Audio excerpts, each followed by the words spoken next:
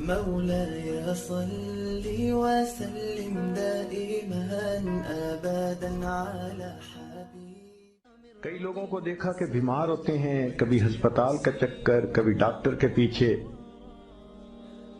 تو نبی علیہ الصلوۃ والسلام نے ایک حدیث پاک میں فرمایا،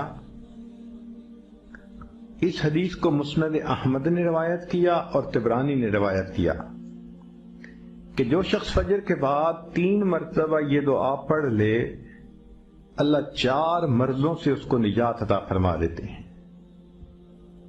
امید ہے کہ مستورات توجہ سے یہ بات سنیں گی اور اس کی اہمیت کو ذرا سمجھیں گی کہ جو شخص فجر کے بعد 3 مرتبہ یہ آیت پڑھ لے تو اللہ تعالیٰ اس کو 4 بڑے بڑے مرضوں سے بچائیں گے.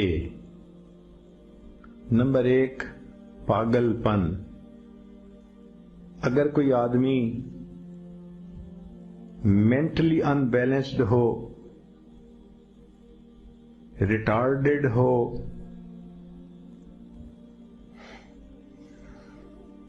یا جس بندے کو چیزیں بھول جاتی ہوں یا چیزیں یاد نہ رہتی ہوں،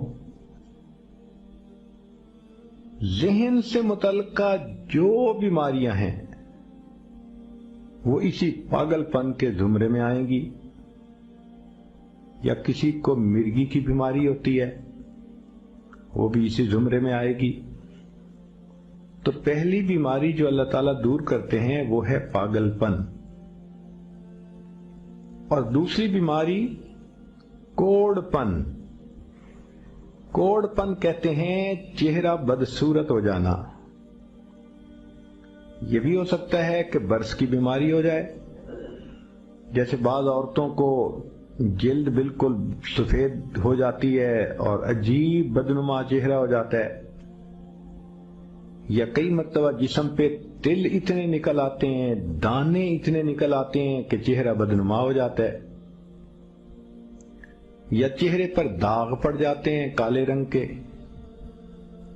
تو چہرے پہ داغ پڑیں، چہرے پہ دانے بنیں، یا چہرے پہ برس کے نشان پڑیں، کوئی بھی چیز ہوگی وہ اسی کوڑ پن کے زمرے میں شامل ہوگی جس سے کہ چہرہ انسان کا بدصورت ہوتا ہو.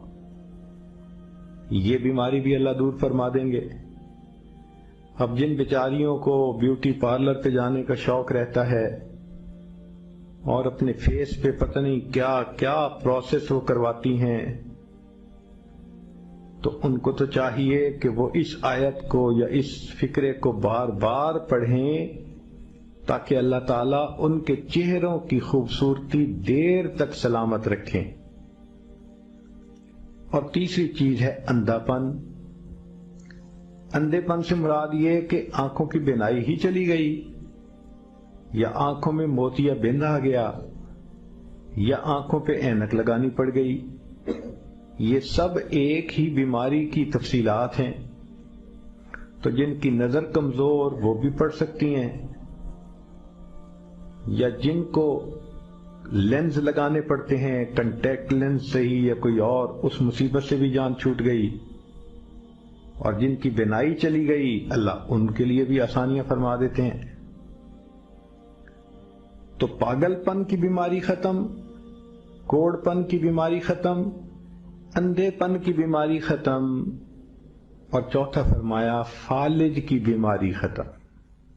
فالج ایک تو ہوتا ہے کہ انسان کا ہاتھ یا پاؤں کام ہی نہ کریں، اور ایک یہ بھی ہوتا ہے کہ اتنی ویکنس کہ عورت کہتی ہے مجھ سے تو کھڑا ہی نہیں ہوا جاتا، میرے پاؤں سن ہو جاتے ہیں، میرے ہاتھ سن ہو جاتے ہیں.